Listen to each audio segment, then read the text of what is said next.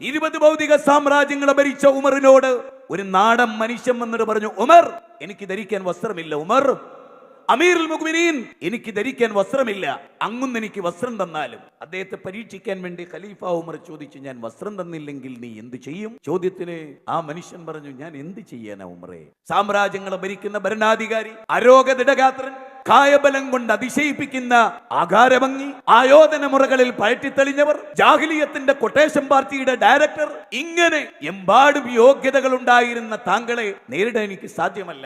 പക്ഷെ ഉമറെ, ഒരു വിഭാഗത്തെ സ്വർഗത്തിലേക്കും ഒരു വിഭാഗത്തെ നരകത്തിലേക്കും നയിക്കുമ്പോ അന്ന് ഞാൻ അവിടെ വെച്ച് പറയും, ഞങ്ങളുടെ അമീറുൽ മുഅ്മിനീനായിട്ട് എന്റെ കാര്യം ശ്രദ്ധിക്കാത്ത ആളായി നിങ്ങൾക്കെതിരെ ഞാൻ പരലോകത്ത് പരാതി പറയും. അന്നൊരു വിഭാഗത്തെ നരകത്തിലേക്കും ഒരു വിഭാഗത്തെ സ്വർഗത്തിലേക്കും നയിക്കുമ്പോ എന്ന വാചകം കേട്ടപ്പോ ബട്ടൺ ഒന്നൊന്നായി അഴിച്ചു മാറ്റി ഇട്ട ജുബ്ബക്കുപ്പായം അഴിച്ച് ആ മനുഷ്യന്റെ കൈകളിലേക്ക് കൊടുത്തു പറഞ്ഞു, നിന്റെ കവിതയുടെ മനോഹാരിത കൊണ്ടല്ല, ആ ഭയചകിതമായ നരകമോർത്തിട്ടാണ് കേട്ടോ, അതുകൊണ്ടാണ് നിനക്ക് തന്നത്.